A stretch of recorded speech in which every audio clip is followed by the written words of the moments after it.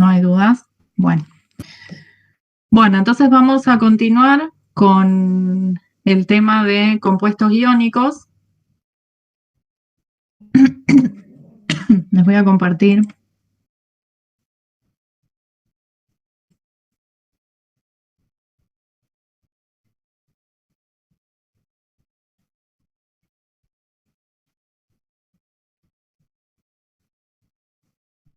Bueno, hoy vamos a comenzar definiendo lo que es la energía reticular. Esto algo ustedes ya habían visto también en materias anteriores, que se define como la energía liberada cuando dos iones gaseosos se aproximan desde el infinito para formar el compuesto iónico. Entonces, fíjense, por ejemplo, acá tenemos la formación del cloruro de sodio sólido y la energía reticular se define como la energía liberada. Fíjense que siempre es un valor exotérmico, un valor negativo, cuando los dos iones, en este caso sodio más gaseoso y cloruro gaseoso, se acercan desde el infinito. Y van a encontrar como la forma de llamar a la energía reticular en los libros de distintas maneras, como energía red o U también, o delta H reticular. Nosotros en general vamos a usar U sub R como para definir a la energía reticular. Bien, vamos a ver entonces que la energía reticular la podemos determinar de manera teórica utilizando distintas ecuaciones o también de forma experimental. Primero vamos a ver cómo se calcula de manera teórica y después de manera experimental. Para llegar a definir las ecuaciones que nos permitan determinar la energía reticular, vamos a ver cómo es esa deducción y cómo es ese proceso, primero partiendo de la energía que está involucrada entre un par iónico y después vamos a ver cómo la llevamos a la red, ¿sí? Porque se acuerdan que el compuesto iónico es un compuesto tridimensional en donde hay infinidad o infinitos cationes y aniones. Entonces, primero vamos a considerar un solo par iónico, por ejemplo, un sodio y un cloruro. Y entre esos iones va a haber fuerzas de atracción y fuerzas de repulsión. Fíjense, en este diagrama tenemos representado en el eje Y energía potencial y en el eje X la distancia que implica la distancia entre los iones, porque estamos considerando que dos iones gaseosos en el infinito se juntan hasta formar, se van acercando y se juntan hasta formar el compuesto iónico. Entonces, si consideramos la energía de atracción, está definida por la energía coulombica y está representada por esta línea de puntos verdes en el diagrama. Entonces, en la distancia infinito, vemos que tiene un valor 0, porque como que los iones no detectan la presencia uno del otro, y a medida que se van acercando, que va disminuyendo la distancia entre los iones, esa energía se va haciendo cada vez más negativa. Y está representada por esta ecuación que incluye el producto de las cargas de los iones, Z más y Z menos, E al cuadrado sobre 4pi epsilon 0 D, donde D es esta distancia del eje X. El resto son constantes. Por otra parte, también existen fuerzas de repulsión entre los iones, porque a medida que se van acercando más, hay repulsión entre los electrones de cada uno de esos átomos. Entonces, las fuerzas de repulsión están representadas por esta curva naranja también punteada en el gráfico. Entonces, inicialmente es 0 y a medida que va disminuyendo esa distancia y se van acercando, se va haciendo cada vez más grande, un valor positivo más grande. Entonces, la energía que siente o que está involucrada en ese par iónico es la suma de la energía de atracción más la energía de repulsión, que en el diagrama está representado por esta curva azul. Entonces, fíjense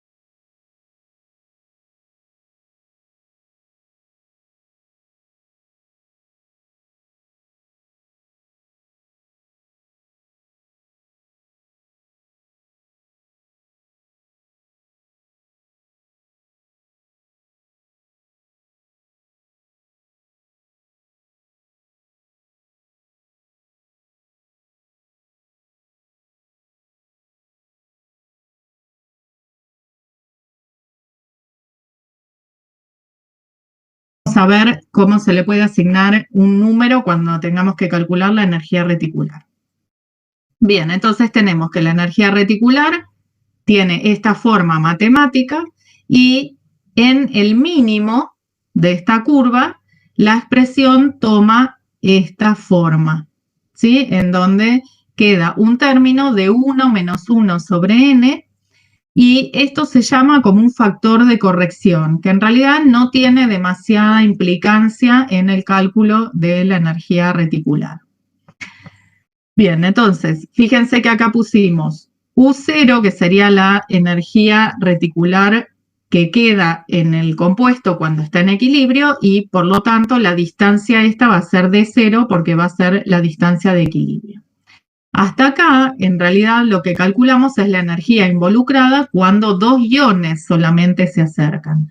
Ahora tenemos que ver cómo agregamos en esta ecuación el efecto del resto de los iones que están en la red que también afectan a esta energía.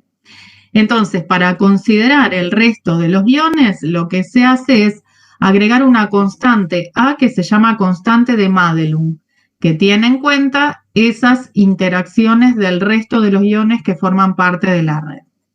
Y vamos a ver cómo se calcula esa constante de Madelung. La vamos a calcular para el cloruro de sodio. ¿Se acuerdan que dijimos que el cloruro de sodio tiene una estructura cúbica compacta, en donde en este caso las esferitas celestes representan a los cloruros, un cubo centrado en las caras, y las esferitas naranjas y esta roja del centro representan a los sodios, que está cada uno en el centro de todos los huecos octaédricos. Para calcular la constante de Madelung vamos a tomar un catión como referencia, en este caso el catión del centro de esta celda unidad. Entonces vamos a ver este catión, cuáles son los iones que va teniendo más cercanos a medida que nos vamos alejando de ese catión. Primero, cuáles son los que tiene más cercanos, los que siguen y los que siguen, y así sucesivamente. Entonces, si el catión en el cloruro de sodio ocupa un hueco octaédrico, los primeros iones más cercanos que tiene son los 6 cloruros que forman ese hueco en donde se encuentra. Entonces, si consideramos este catión, los primeros más cercanos son los 6 cloruros que lo rodean en este hueco. Y consideramos D0 la distancia entre el catión y el anión porque es esa distancia de equilibrio. Entonces, vamos a empezar a construir cómo sería la energía coulombica, la energía de atracción, considerando el efecto de todos los iones. Entonces, vamos a tener 6, porque son 6 los iones más cercanos, y la expresión de la energía coulombica. Ahora vamos a agregar otro término considerando cuáles son los iones que siguen en la distancia más próxima. Entonces, si consideramos de nuevo la red, los iones que siguen en distancias más próximas son los cationes que se encuentran en cada una de las aristas de esta celda unidad, que serían, en este caso, 12. ¿Sí? Tenemos 4 arriba, 4 abajo y 4 en el mismo plano. Y la distancia entre ese catión central y este catión es D0 sobre raíz de 2, que lo podemos calcular considerando un triángulo rectángulo, como que esta es la hipotenusa, que es el valor que queremos calcular, y cada uno de los catetos es D0 y D0. Entonces de ahí sale que la distancia es D0 por raíz de 2.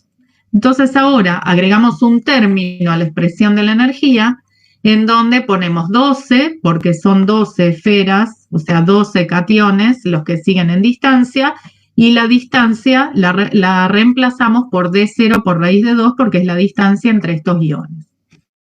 Fíjense que ahora agregamos un signo negativo a este término, y eso tiene que ver porque ahora los iones son de la misma carga que el ion que estamos considerando como referencia. ¿Sí? ¿Se acuerdan que dijimos que la energía coulombica es negativa? ¿Sí? Bajaba siempre en el gráfico. Eso es porque cuando hacemos el producto de las cargas, una de las cargas es negativa. En este caso, cambia de signo porque las dos cargas son iguales, ¿sí? Entonces, en este caso, nos quedaría un término positivo, ¿sí? Por eso le agregamos el negativo acá adelante. Seguimos. ¿Cuáles son los iones que siguen en distancia? Son los cloruros que se encuentran en los vértices de la celda unidad.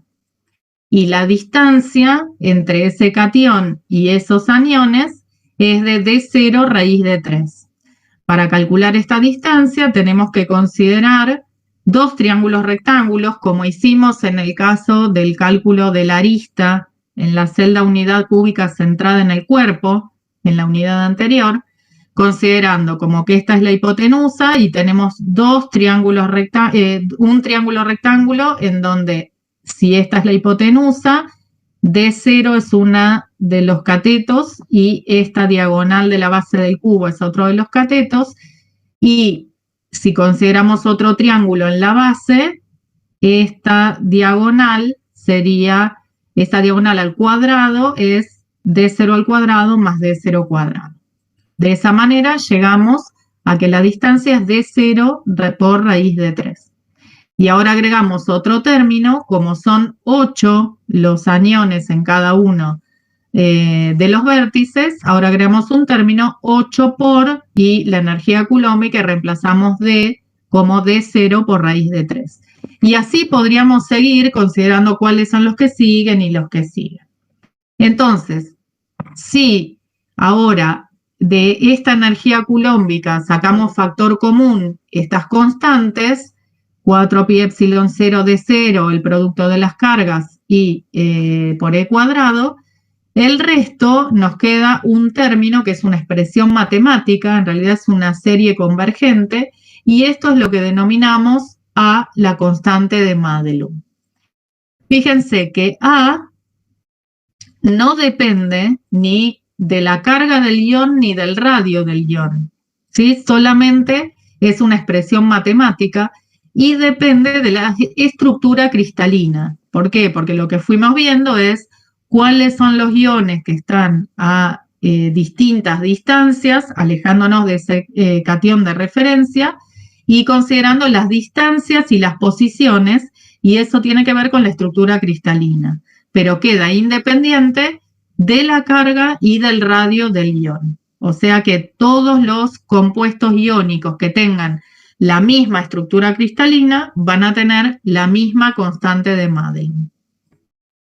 Bien, entonces llegamos a esta expresión de la energía de atracción y le tenemos que sumar el término de repulsión, como habíamos hecho en la primera expresión, y la tenemos que multiplicar también por el número de Avogadro para tener la expresión de la energía reticular por mol, ¿sí? Entonces, esta expresión es la que nos permite calcular la energía reticular de acuerdo a la deducción de Born-Lande. Esta es una expresión que da valores muy acertados de la energía reticular y en general es la que más se utiliza. Acá, fíjense que tienen listados valores de la constante de Madelung para algunas estructuras típicas y fíjense que los valores tampoco varían demasiado, van de 1,7 a 2,4, 2,5, o sea que los valores son bastante similares para las distintas estructuras y fíjense que son bastante diferentes. Acá tenemos un empaquetamiento compacto de cloruro de sodio, un empaquetamiento no compacto del cloruro de cesio, y tienen valores muy similares. Con respecto al valor de N, habíamos dicho que se obtenía por valores, por ensayos de compresibilidad, pero ya están tabulados los valores y el valor que se asigna depende del tipo de catión y de tipo de anión que esté formando parte de esa red a la que se le quiere calcular la energía reticular. Entonces, lo que hay que ver es ese catión y ese anión, qué configuración de gas noble tienen. Entonces, dependiendo de la configuración del gas noble que corresponda, le corresponde un número. Y si los dos tienen por ejemplo, los dos tienen configuración de neón, entonces el N es un 7, no es que se suma, se pone 7. Si uno tiene configuración de helio y otro de neón, lo que se pone es un promedio de esos dos números. Entonces se pondría 6 como N. En general, como les dije antes, este término no afecta demasiado al valor de la energía reticular y si miramos, todos los valores son constantes, salvo el producto de las cargas y D0, que eso va a variar de una red a otra. Entonces, si nosotros queremos comparar los valores de energía reticular entre una red y otra y estimar o predecir cuál tendrá más energía reticular, podemos directamente hacer el producto de las cargas de los iones sobre D0, que D0 lo estimamos como la suma del radio del catión más el radio del anión, y directamente comparamos el valor de la energía reticular de una con el valor de la energía reticular de otra, ¿sí? Esto lo podemos hacer porque este término no tiene demasiada incidencia. Las constantes de Madelung, son bastante parecidas entre ellas y el resto son todas constantes. Entonces, esta es una buena forma de aproximar para estimar cuál compuesto iónico tiene mayor energía reticular que otro. En general, vamos a usar esa estimación. Vamos a ver que hay otras expresiones, otras ecuaciones que se desarrollaron para calcular la energía reticular. Una es la de von Meyer, que es la que está acá debajo, en donde lo único que tiene de diferencia es este factor de corrección, o sea, lo que tiene diferente es cómo estimar la energía de repulsión, en donde la expresa como B a la menos de 0 sobre ρ, donde ρ es una constante que es 0,345. En general, da valores bastante similares a la de Borlandés, pero la de Borlandés es todavía más exacta.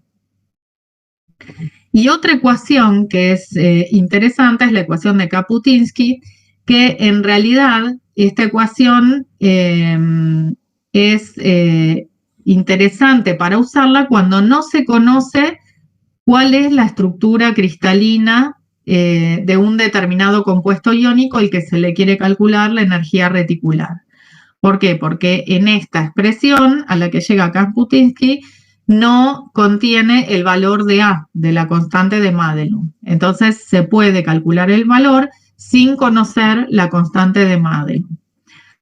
¿Cómo llega a este valor? En realidad lo que vio es que para varias estructuras cristalinas, en realidad para prácticamente todas, haciendo el cociente entre la constante de Madelung y el número de iones que hay en la celda unidad, en realidad, no en la celda unidad, sino en la fórmula mínima, ¿sí? Por ejemplo, en el cloruro de sodio hay 2 iones, en la fluorita hay 3 iones, ¿sí? El número de iones que hay en la fórmula mínima, si se hace ese cociente, se llega a un valor bastante similar entre todos, ¿sí? Entre 0,88 y 0,8. Entonces, lo que hizo es tomar este valor de 0,88 como referencia, el valor que dio el cloruro de sodio, y reemplazarlo en la ecuación. Entonces reemplaza A como 0,88 por B. Entonces, acá ya están agrupados los valores de algunas constantes, y entonces solo conociendo la cantidad de iones en la fórmula, el producto de las cargas y D0, se puede estimar el valor de la energía reticular. Entonces, esto es lo que tiene de interesante esta ecuación. Entonces, hasta ahora vimos 3 ecuaciones que nos permiten calcular teóricamente el valor de la energía reticular. Obvio que en estas ecuaciones hay bastantes aproximaciones. Por ejemplo, se está considerando que todos los iones son esferas rígidas y se están dejando de lado ciertas energías de interacción, pero dan valores bastante aproximados de lo que se mide experimentalmente. para determinar la energía reticular experimentalmente, lo que se usa es el ciclo de von Haber, que ustedes ya también lo vieron en química general. ¿En qué se basa este ciclo? En que el cambio de entalpía de una reacción es una función de estado. Entonces ese valor es independientemente del camino que se siga para calcularlo. Entonces, si nosotros consideramos el delta H de formación del sólido cloruro de sodio, ese delta H de formación se define como la obtención de ese compuesto a partir de sus elementos en su forma elemental. Entonces el sodio se encuentra como sólido, el cloro se encuentra como molécula diatómica gaseosa. Entonces el delta H de formación de esta reacción tiene un valor de menos 411 kilojoules. Ahora, este delta H de formación también se podría haber calculado si lo que hacemos es considerar los distintos pasos que se pueden realizar para llegar desde el sodio sólido y el cloro gaseoso hasta el cloruro de sodio sólido. Entonces, los distintos pasos, fíjense que acá en el eje Y estamos representando valor de energía creciente hacia arriba, acá tenemos el 0, entonces fíjense que el delta H de formación en este caso dio un valor negativo, lo que quiere decir que este proceso es favorable. En realidad lo que tendríamos que analizar es el delta G, que es el que da el criterio de espontaneidad, pero consideramos el delta H negativo como que es favorable. Entonces, vamos a ver los distintos pasos. Un primer paso es la sublimación del sólido, en este caso la sublimación del sodio. Un segundo paso es la disociación de la molécula de cloro para dar el átomo gaseoso. Un tercer paso es la ionización del sodio, de sodio atómico a el catión sodio. Fíjense que todas estas son energías positivas, energías que se consumen. Y luego tenemos que llegar al ion cloruro, que este es un valor negativo, es un proceso exotérmico, la afinidad electrónica, y luego la energía reticular. ¿Se acuerdan que habíamos definido la energía reticular como la obtención del sólido a partir de los iones gaseosos? Que también es un valor grande negativo. Entonces, si analizamos las distintas energías involucradas en este otro camino, vemos que la energía que más aporta para que este proceso sea favorable es la energía reticular, porque es la que tiene el valor negativo más grande, ¿sí? Y en lo que más se gasta es en el potencial de ionización. Pero a pesar de que se gasta en el potencial de ionización, que es el valor más grande, se puede obtener este sólido por la energía que aporta la energía reticular. Ya vamos a analizar cómo influye cada uno de los factores para una serie de compuestos. Entonces, ¿cómo determinamos la energía reticular? Todos los valores se pueden calcular experimentalmente. El delta H de formación, la sublimación, la disociación, el potencial de ionización y la afinidad electrónica. Entonces lo que se hace es se iguala el delta H de formación a la suma de todas estas energías que involucran el otro paso, el otro camino, y se despeja la energía reticular.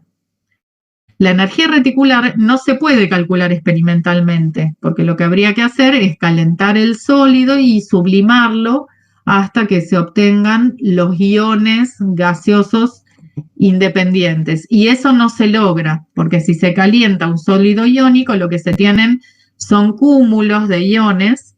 Por lo tanto, este valor no se puede medir experimentalmente. Sí se puede despejar, como les dije, de la ecuación planteada que el delta H de formación es la suma de todas estas energías y de ahí despejarlo, porque el resto de las energías sí se puede determinar experimentalmente. ¿Alguna duda hasta acá?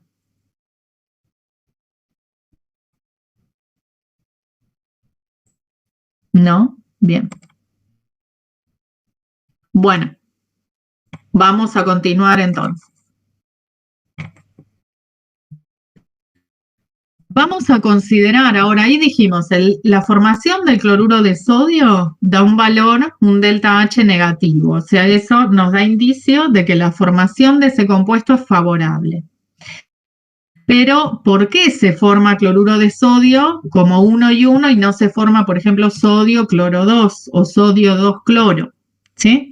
Vamos a ver entonces el ejemplo de qué compuesto es más probable que se forme al unir magnesio y flúor. ¿Sí? Acá tenemos tres posibilidades, que se forme magnesio flúor 2 o magnesio flúor 3.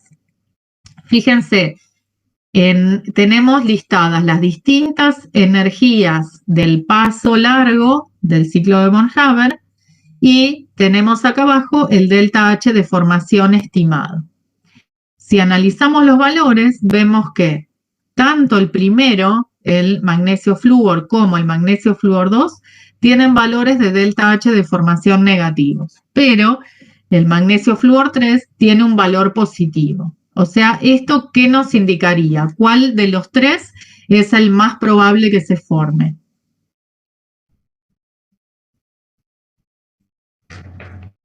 Magnesio flúor 2, porque es el más negativo. El magnesio flúor 2, bien, porque tiene el valor de delta H de formación más negativo.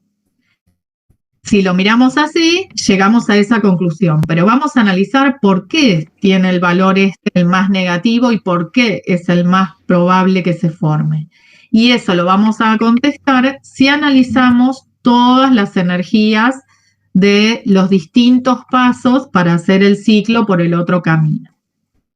Entonces, primero vamos a analizar la sublimación del magnesio. Fíjense que para los tres es lo mismo, porque estamos considerando que el magnesio sólido pasa a magnesio gaseoso y en todos tenemos un átomo de magnesio.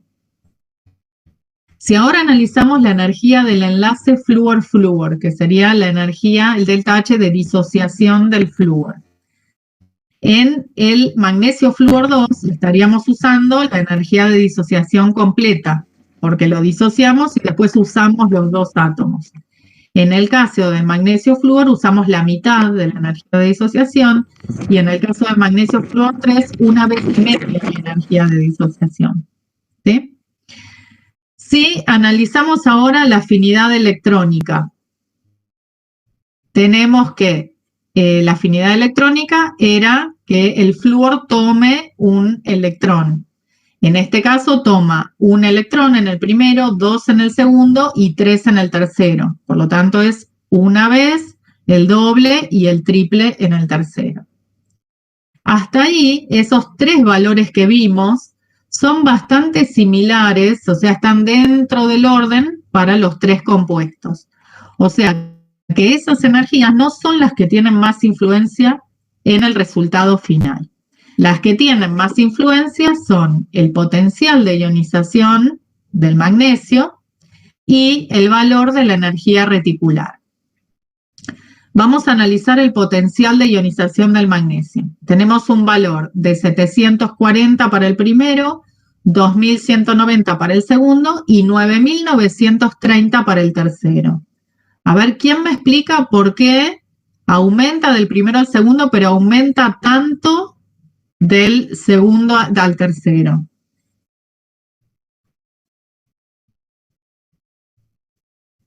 ¿Qué estamos midiendo en ese potencial de ionización? ¿En el primero, en el segundo y en el tercero? Cambia el nivel de energía. Sí, a ver. ¿Cómo? Tiene 2 electrones en el último nivel, entonces en el tercero ya cambia de nivel de energía, ¿no? Bien. Estamos rompiendo la configuración de gas noble porque el magnesio en el primer caso pierde un electrón, le queda uno en el S. En el segundo pierde los 2 del S, queda con configuración de gas noble, y en el tercero le estamos sacando un electrón más del nivel anterior y estamos rompiendo la configuración de gas noble. Por lo tanto, aumenta muchísimo del segundo al tercero. ¿Sí? Pasamos de 2000 a 10.000 casi. Bien. Y después tenemos los valores de energía reticular. ¿Sí? Tenemos menos 900, menos 3000 casi y menos 6000 para el último. Todos son valores negativos, como dijimos, que la energía reticular siempre es energía liberada. Pero vemos que aumenta al pasar del primero al segundo y del segundo al tercero. Esto lo podemos analizar con lo que habíamos visto en cómo aproximar el valor de la energía reticular de un compuesto. Habíamos dicho que lo podemos aproximar como el producto de las cargas sobre la distancia. Entonces, en este caso, que aumente en este sentido, tiene que ver con el producto de las cargas, ¿sí? Porque acá estamos considerando 1 por 1, acá 2 por 1 y acá 3 por 1, ¿sí? Entonces, fíjense que acá tenemos valores positivos para la energía de ionización, esa energía que estamos gastando, y tenemos valores negativos para la energía reticular. Entonces, ¿por qué el último nos da un valor positivo? Porque a pesar de que la energía reticular aumenta en este sentido y el último tiene la mayor energía reticular comparada con los otros dos, esa energía reticular no es suficiente para compensar el gasto tan alto de energía de ionización que tuvo que hacer o que se tuvo que hacer para quitarle el tercer electrón al magnesio. Fíjense que tenemos 10.000 y 6.000 recuperamos. Entonces, sigue siendo el delta H de formación un valor positivo. En cambio, en el magnesio flúor 2 tenemos un valor relativamente similar entre la energía reticular y el potencial de ionización, pero el de la energía reticular es más grande que el de la energía de ionización, por lo tanto, el resultado tiene un valor negativo y favorable. ¿Qué pasa ahora si comparamos el primero y el segundo? ¿Sí? En el primero vemos que gastamos menos en ionizar, porque solamente usamos la primera energía de ionización. Pero a pesar de que en el segundo gastamos más para ionizar, recuperamos también mucho más en la energía reticular. Por lo tanto, en el balance se termina liberando mayor energía en el segundo que en el primero, a pesar de haber gastado más en la segunda ionización. Si lo miramos acá en el ciclo, lo que estaríamos diciendo es que en el segundo caso, en donde llegamos a magnesio más 2, gastamos más en el potencial de ionización, porque gastamos el primero y el segundo potencial de ionización, pero recuperamos más como energía reticular, por lo tanto, compensamos el mayor gasto en potencial de ionización y todavía sobra, digamos, energía para que este delta H de formación sea más negativo. ¿Está claro? ¿Alguna duda? Profe, yo tengo una duda. Sí. ¿Podrás repetir qué dijiste de el producto de las cargas en la energía reticular? ¿Por qué aumentaba con eso? Sí. Fíjate, acá, cuando habíamos visto la ecuación de Borlandé, dijimos que podíamos aproximar la estimación de la energía reticular como el producto de las cargas sobre D0, que D0 la consideramos como la suma de los radios del catión y del anión. Entonces, si tenemos magnesio flúor, el producto de las cargas es 1 por 1, porque tenemos magnesio más y flúor menos. Si tenemos magnesio flúor 2, tenemos 1 por 2, o 2 por 1, porque tenemos más 2 en el magnesio y 1 en el flúor. O sea que nos quedaría 2 en el numerador. Pero si tenemos magnesio flúor 3, vamos a tener magnesio 3 flúor menos, por lo tanto vamos a tener 3 por 1, 3 en el numerador. Entonces, al aumentar el producto de las cargas, hace que aumente la energía reticular en este sentido. ¿Sí? Por lo tanto, la energía reticular es mayor en el magnesio flúor 3 que en el magnesio flúor 2 y a su vez que en el magnesio flúor. Buenísimo, gracias. Bien. ¿Alguna otra duda? Bien, entonces, comparando o analizando cómo son las distintas energías, sobre todo centrándonos en el potencial de ionización y en la energía reticular, que son los que más varían de un compuesto a otro, podemos predecir cómo va a ser el compuesto que se forme entre dos átomos, por ejemplo, entre el magnesio y el flúor, ¿sí? Podemos llegar a predecir que este directamente no existe y que entre estos dos el más favorable es el magnesio flúor 2. Bien, también el valor de la energía reticular bueno, esto en realidad es lo mismo que vimos recién, ¿sí? Podemos predecir el valor de la energía reticular analizando el producto de las cargas y la distancia, ¿sí? Lo que les expliqué recién. Entonces, si queremos comparar cómo sería el valor de la energía reticular para los distintos halogenuros de los cationes del grupo 1, si analizamos, por ejemplo, todos los halogenuros de sodio, ¿sí? Vamos de flúor, cloro, bromo y yodo. En este sentido, vamos bajando en el grupo 17, siempre con el mismo catión. Entonces, a medida que bajamos en el grupo 17, el tamaño del anión cada vez es más grande. Y como el tamaño de los iones es inversamente proporcional a la energía reticular, al ser más grande el tamaño de los iones, disminuye la energía reticular. En este caso, como todas las redes que estamos comparando tienen el mismo producto de cargas, todas van a tener 1 por 1 en el numerador, lo que acá está teniendo influencia es el D0 del denominador. Lo mismo si analizamos, por ejemplo, todos los fluoruros de los distintos cationes del grupo 1. Entonces vemos que en este caso tenemos siempre el mismo anión, los cationes aumentan su tamaño en este sentido, por lo tanto al aumentar el tamaño, aumenta el D0 y como es inversamente proporcional a la energía reticular, disminuye la energía reticular. ¿Sí? Entonces de esta manera podemos comparar y decir que el fluoruro de litio va a tener mayor energía reticular que el yoduro de cesio, por ejemplo. También el valor de la energía reticular tiene influencia en distintas propiedades. Una de las propiedades es el punto de fusión, ¿sí? Cuanto mayor es la energía reticular, mayor va a ser el punto de fusión. Entonces, fíjense, por ejemplo, tenemos valores de energía reticular para distintos halogenuros de sodio, ¿sí? Tenemos fluoruro, cloruro, bromuro y yoduro de sodio. La energía reticular, como vimos en la filmina anterior, disminuye en este sentido.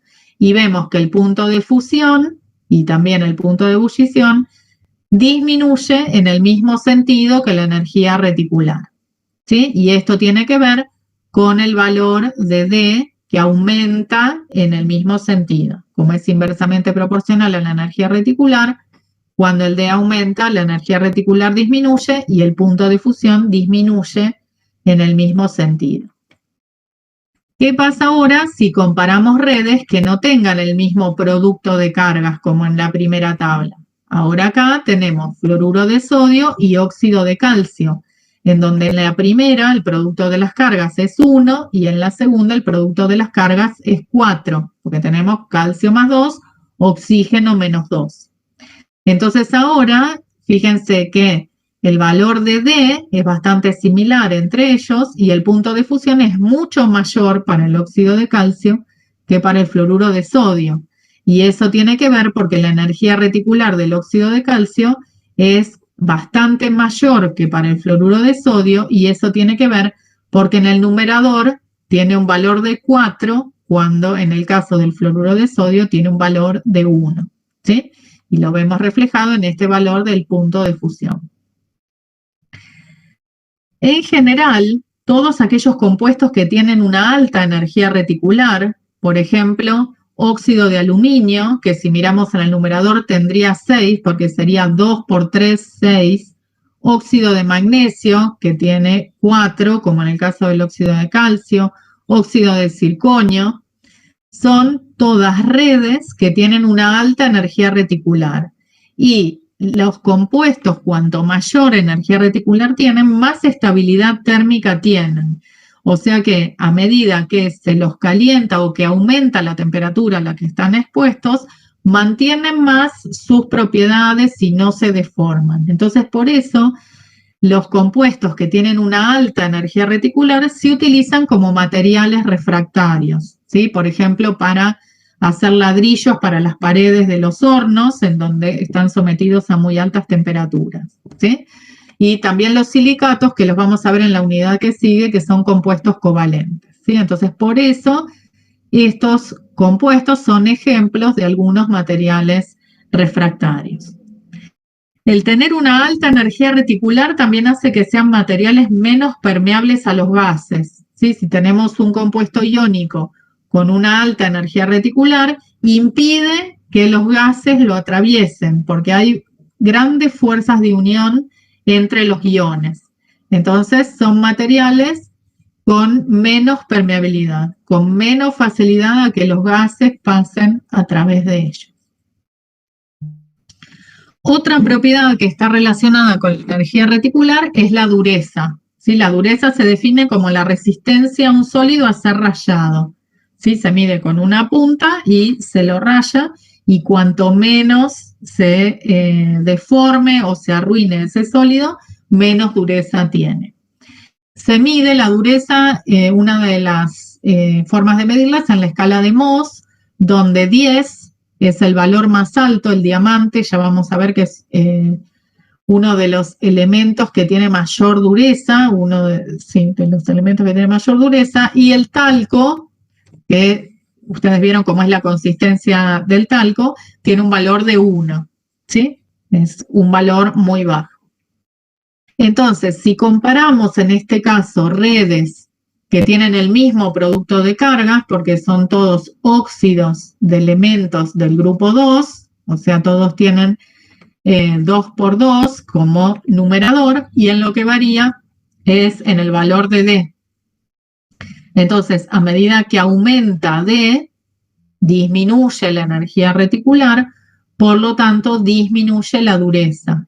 El óxido de berilio tiene un valor de 9, en cambio el óxido de bario tiene un valor de 3,3, ¿sí? El D aumenta en este sentido porque estamos bajando en el grupo 2. Si ahora comparamos redes con distinto producto de cargas, pasamos de 1 por 1 del fluoruro de sodio a 4 por 4 para el carburo de titanio, vemos que la dureza aumenta en este sentido. El D aumenta también en este sentido, pero lo que más tiene preponderancia acá es el valor del producto de las cargas, que va a ser 8 para el último y 1 para el primero. Entonces la dureza aumenta de 3,2 a 9 para el caso del carburo de titanio. Bien, y otra propiedad que es muy importante es la solubilidad, que ya estuvimos hablando como una de las propiedades de los compuestos iónicos, en que al ponerse en agua siempre se disocian en sus iones, ¿sí? Entonces, si tenemos cloruro de sodio sólido, al ponerlo en agua se va a separar en el sodio más acuoso y el cloruro acuoso. Y habíamos dicho, ¿se acuerdan cuando empezamos a ver este tema de compuestos iónicos? Que los aniones se rodean del agua orientada con los hidrógenos que tienen densidad positiva hacia él y los cationes se rodean de las moléculas de agua con los oxígenos, que son los que tienen densidad negativa, hacia él, formando lo que se llama la esfera de hidratación. Este proceso de disolución tiene una entalpía involucrada que la vamos a llamar delta H de disolución. Este delta H de disolución, cuando lo analizamos, en general uno tiende a pensar que cuanto mayor es la energía reticular, más va a costar disolver ese compuesto, porque más va a costar separar a esos iones para formar los iones acuosos. Pero no es directamente proporcional la energía reticular con la solubilidad, sino que hay otro factor involucrado que es la energía de hidratación, porque esos iones cuando se separan, dijimos que se van a rodear de las moléculas de agua. Entonces, para analizar ese delta H de disolución, podemos armar un pequeño ciclo en donde considerar que esa energía de disolución la interpretamos como la suma de otras dos energías, que sería la inversa de la energía reticular, porque lo primero que tengo que hacer es a esos iones que están formando la red sólida, separarlos y fíjense que acá estoy planteando que del compuesto sólido lo separo en los iones gaseosos, que es la inversa de lo que habíamos definido como energía reticular. Por eso acá ponemos menos energía reticular. Y luego esos iones gaseosos se tienen que hidratar para formar esos iones acuosos. Entonces, en este paso está involucrado el delta H de hidratación, ¿sí? Entonces, el delta H de disolución lo podemos pensar como la suma de menos la energía reticular más el delta H de hidratación.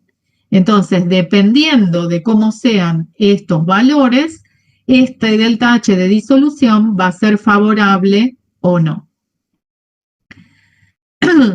Fíjense, este paso de romper la red para formar los iones gaseosos, ¿qué les parece? Según lo que vimos antes, ¿va a ser un proceso endotérmico o un proceso exotérmico? Endotérmico. Endotérmico, ¿sí? Porque va a ser un proceso que requiere energía. Están los iones acomodados en la red en su distancia de equilibrio y los rompo, los separo para formar los iones. Es un proceso que requiere energía. Si lo pienso matemáticamente, habíamos dicho que la energía reticular en la ecuación tenía un valor negativo, ¿sí? Porque involucraba el producto de las cargas. Entonces, como ahora lo que estoy viendo es el proceso inverso, esa energía reticular va a tener un signo positivo. Va a ser un proceso endotérmico.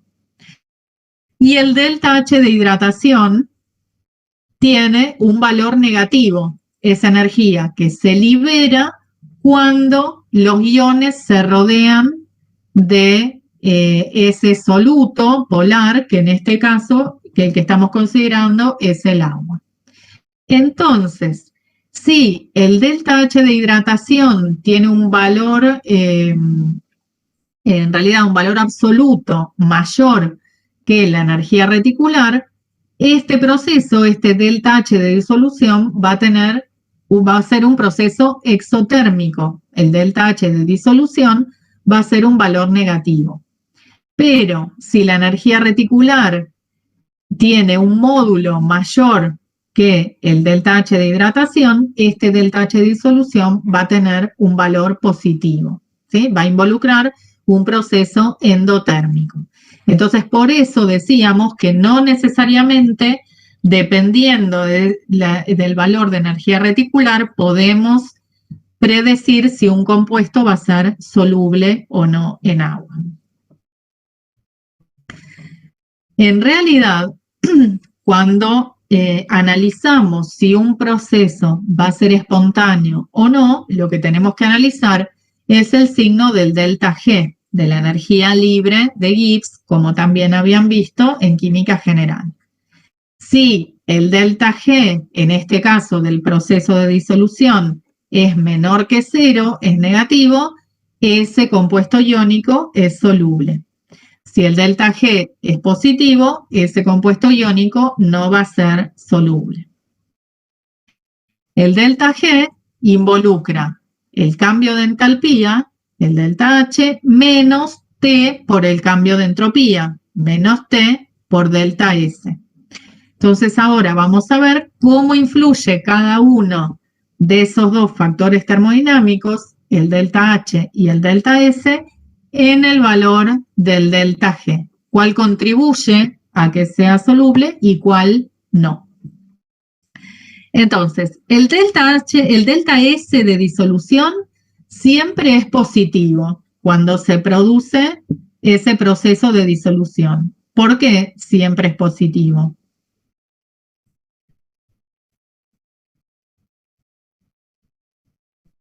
Para no cambiar el signo de ese término. No. Ahora no lo pensamos matemáticamente. Sí, a ver. Porque la entropía siempre aumenta. ¿Por qué aumenta la entropía cuando paso del cloruro de sodio sólido a los dos iones acuosos?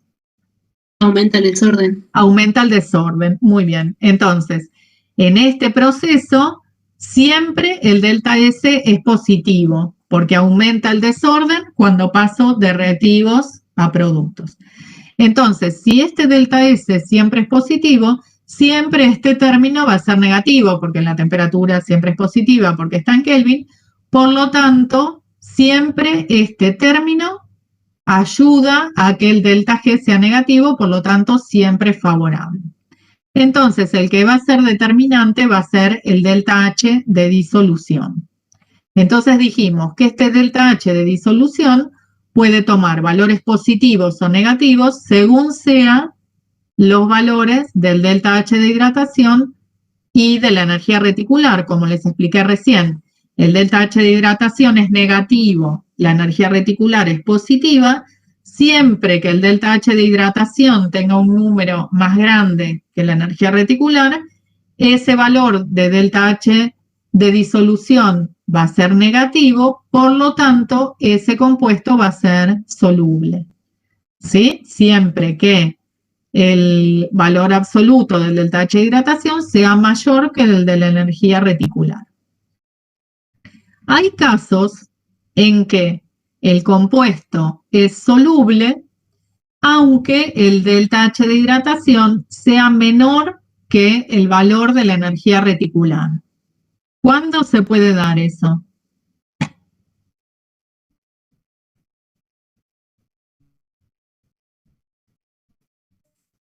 ¿Podés repetir, profe, por favor? Sí.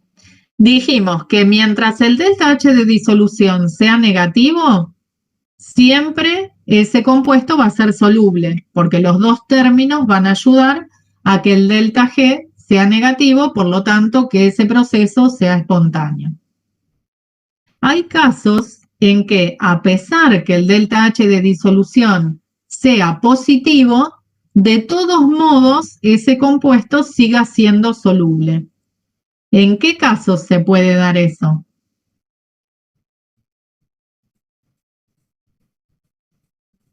Cuando el segundo término es mayor que el primero, en módulo. Muy bien, muy bien. Perfecto. Siempre que gane el valor del segundo término con respecto al primero, el delta G de disolución va a seguir siendo negativo. Entonces, puede que se dé un valor de delta H positivo, pero mientras sea menor que el segundo término, ese compuesto va a ser soluble. O sea que para que sea soluble, no es totalmente indispensable que el delta H de disolución sea negativo.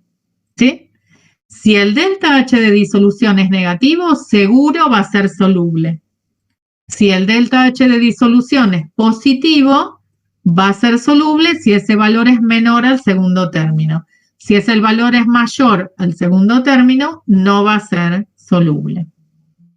¿Quedó claro? Bien. Una forma de estimar, si yo comparo una red con otra y quiero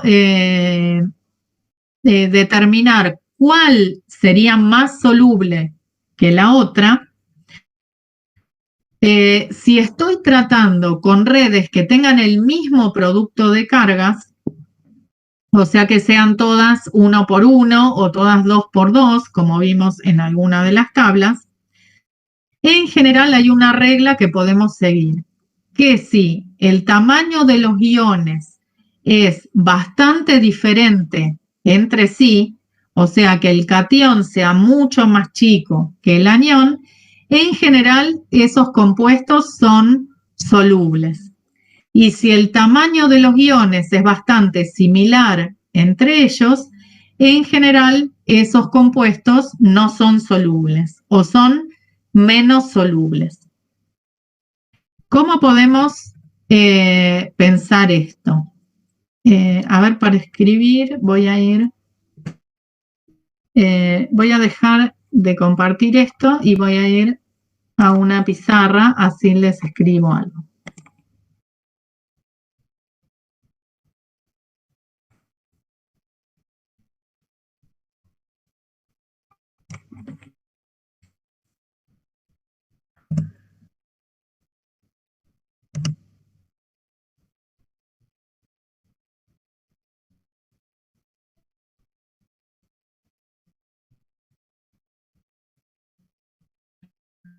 No.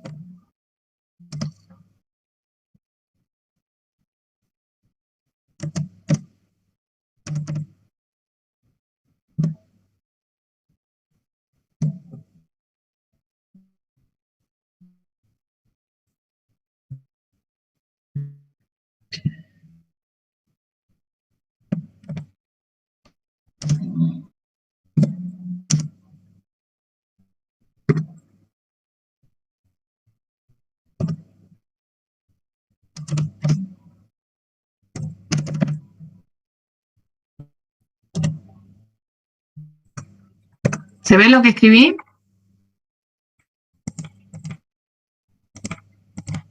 ¿Se ve? Sí, profe, se ve. Bien, Sí, se ve. bueno. Entonces, podemos pensar esto. Esperen que les voy a... bueno. Recién habíamos dicho, esto en vez de un igual, piénsenlo como que es proporcional. ¿Sí? Habíamos dicho que la energía reticular lo podemos pensar como proporcional al producto de las cargas sobre D0, que D0 era la suma de los radios del catión más el radio del anión. ¿Sí? O sea que, esperen acá, me faltaría, esperen que lo voy a...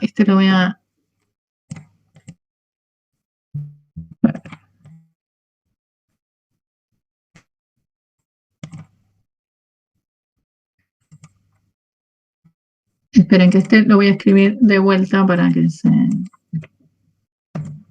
si no, se va a interpretar mal.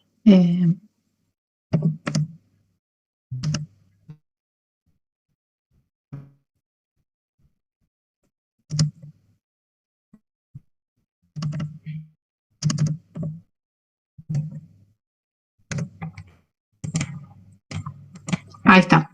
Entonces, habíamos dicho que la energía reticular la podíamos estimar como el producto de las cargas sobre la suma de los radios, que sería D0, ¿sí? Y la energía de hidratación la podemos estimar como 1 sobre el radio del catión más 1 sobre el radio del anión. En este caso, en la energía reticular, también pongo 1 porque dijimos que esta regla la vamos a poder aplicar para el caso en que comparemos redes que tengan el mismo producto de cargas. Entonces, el numerador en este caso sería igual para todas las redes. Por lo tanto, para este tipo de redes que estamos comparando, la energía reticular la podemos estimar como 1 sobre la suma de los radios y el delta H de hidratación como 1 sobre el radio del catión más 1 sobre el radio del anión. Entonces, dijimos que podemos pensar que cuando el radio del catión y del anión son muy diferentes, o sea que el radio del catión es mucho más chico que el radio del anión, fíjense que si analizamos estas dos ecuaciones, en la segunda obtendríamos un valor muy grande, porque este primer término, 1 sobre el radio del catión, como el radio del catión es muy chiquito, este término sería muy grande y este delta H de hidratación tomaría un valor muy grande. En cambio, la energía reticular no variaría mucho su valor porque en el denominador, como es la suma del radio del catión más el radio del anión, y este valor es muy chico con respecto al radio del anión, prácticamente es imperceptible y no modifica el valor de la energía reticular. Entonces, si dijimos que aumenta en este caso mucho más el delta H de hidratación que la energía reticular, eso favorece a que el compuesto sea soluble, porque dijimos que seguro iba a ser soluble cuando el delta H de hidratación sea mayor que la energía reticular. ¿Se entiende el concepto? ¿Lo volvemos a repetir? Profe, yo tengo una duda. Sí. O sea, si habíamos dicho que todos los compuestos iónicos eran solubles, ¿por qué, digamos, ahora tenemos que ver cuáles son solubles? No. No dijimos que todos los compuestos iónicos son solubles. Dijimos que los compuestos iónicos van a ser solubles. A ver, esto, yo me puedo ir de acá.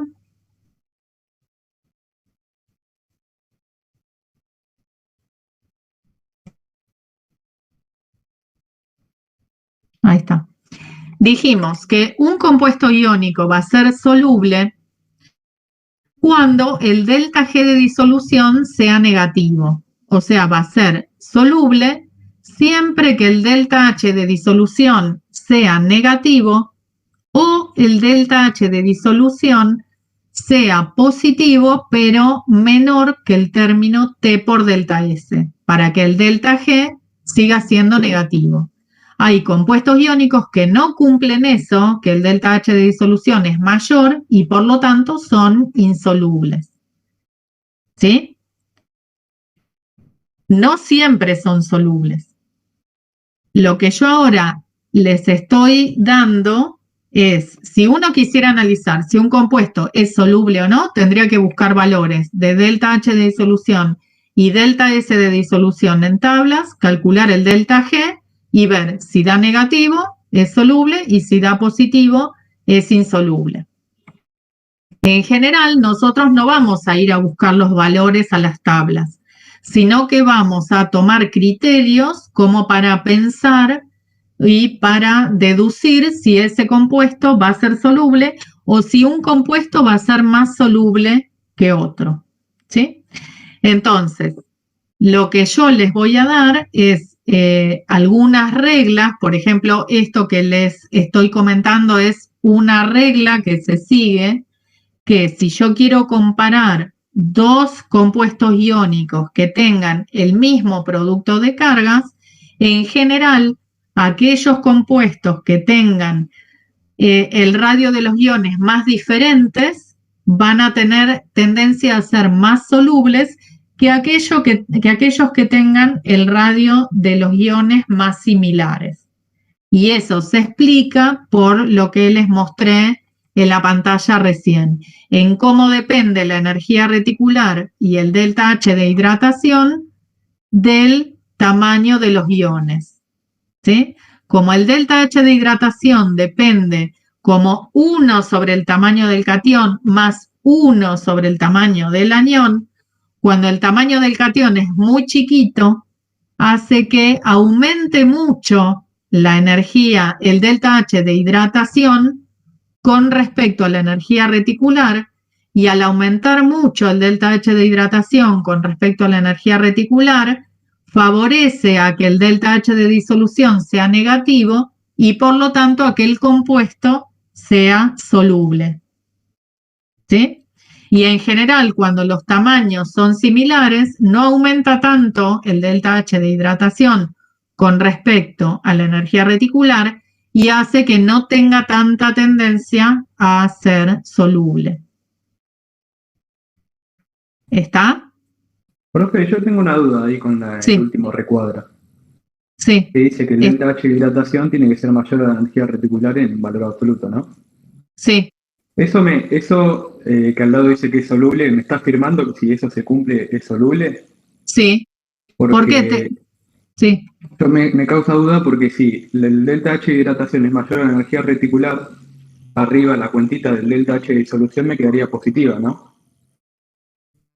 No, porque el delta H de hidratación es negativo. Pues era siempre positivo, lo tomamos positivo. Acá, ¿te acordás que vimos? La energía reticular es positiva, porque es la inversa de la energía reticular lo que estoy considerando. Y el delta H de hidratación es negativo. Entonces, siempre que este valor sea mayor que el de la energía reticular, el delta H de disolución va a quedar negativo. Ok, ahora sí. ¿Sí? Sí, gracias. Bien. ¿Alguna otra duda?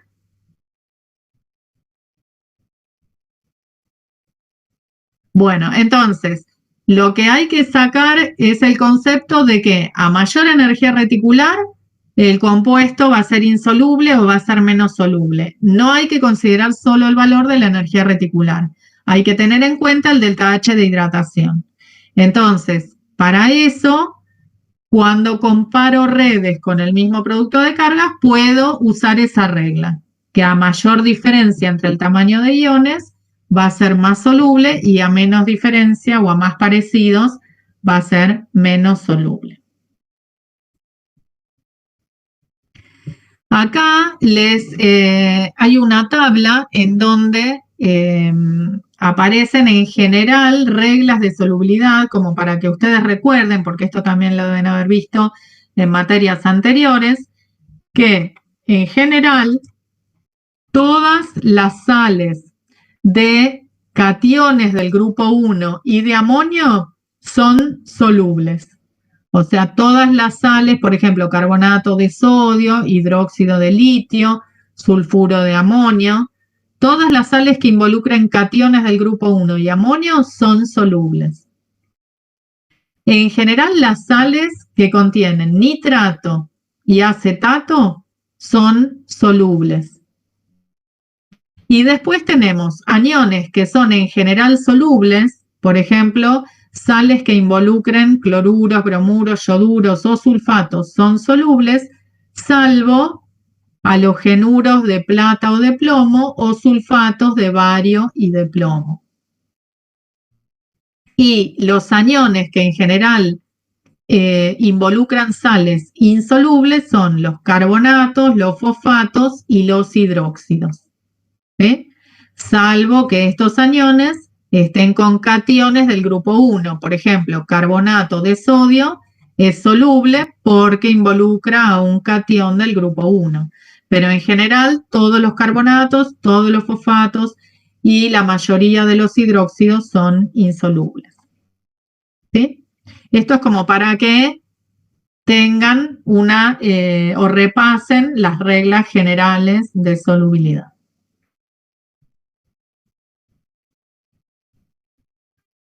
Bueno, vemos, ¿qué hora es? Vemos un poquito sobre la polarización, perdón, otra vez pausé.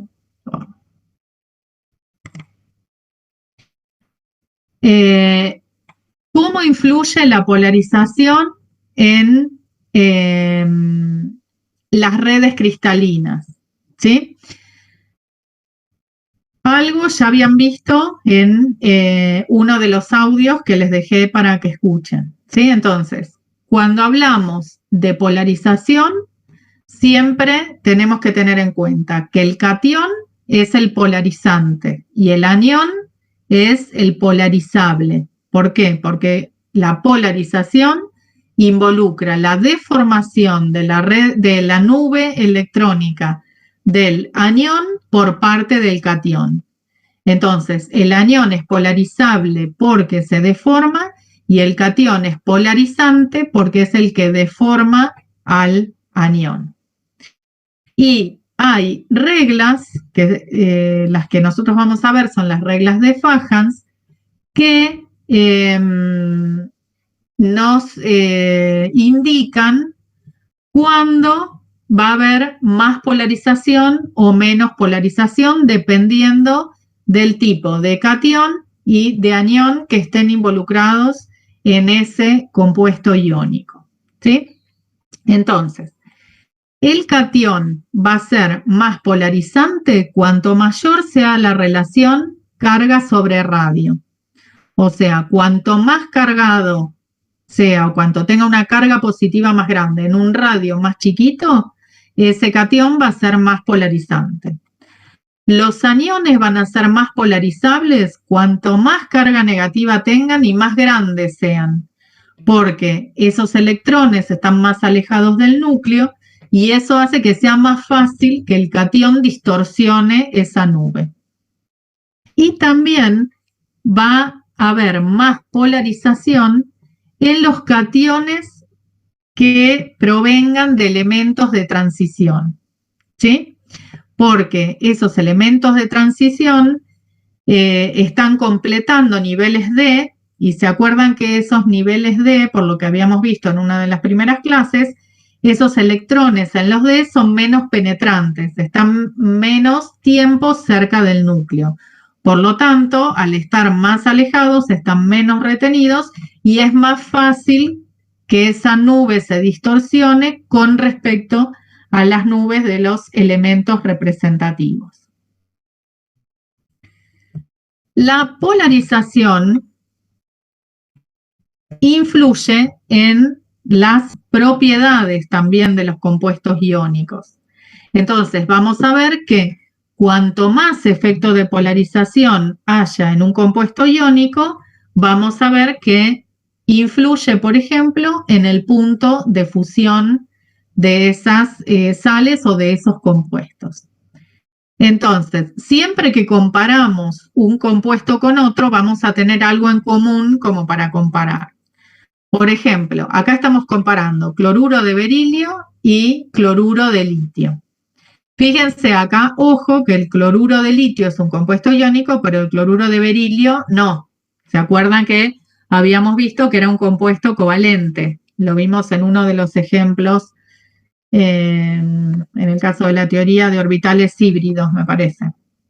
Entonces, en el caso del cloruro de berilio, hay mucho efecto de polarización, tanto efecto de polarización en el berilio más 2, que se llega al extremo que tenemos un compuesto molecular. Hay enlaces covalentes entre el berilio y el cloro, ¿sí? No es un compuesto iónico. Entonces, fíjense que tenemos el mismo anión, el catión berilio es mucho más polarizante que el litio más, porque tenemos carga más 2 y acá tenemos carga más 1 en el litio. Por lo tanto, en el compuesto que tiene más efecto de polarización, el punto de fusión es menor. Si ahora comparamos cloruro de litio y bromuro de litio, tenemos el mismo catión y distinto anión. Son dos elementos del grupo 17, el bromuro está por debajo del cloruro, el bromuro es más grande.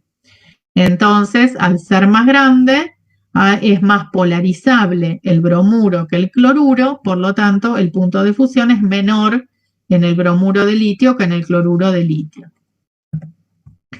Y en el último ejemplo tenemos cloruro de calcio y de mercurio. El mercurio es un elemento de transición, por lo tanto, a pesar de que los dos tienen carga más 2, el cloruro de mercurio va a tener un enlace con más efecto de polarización que en el caso del cloruro de calcio, por ser un catión proveniente de un elemento de transición, el mercurio, comparado con el calcio, que es un elemento representativo del grupo 2. También tenemos efecto de la polarización en la solubilidad de los distintos compuestos. Entonces, a medida que aumente el carácter covalente de ese enlace del compuesto iónico, menos soluble va a ser. Entonces, fíjense, acá tenemos distintos haluros de plata. En este caso ya estamos tratando con compuestos que tienen un gran efecto de polarización,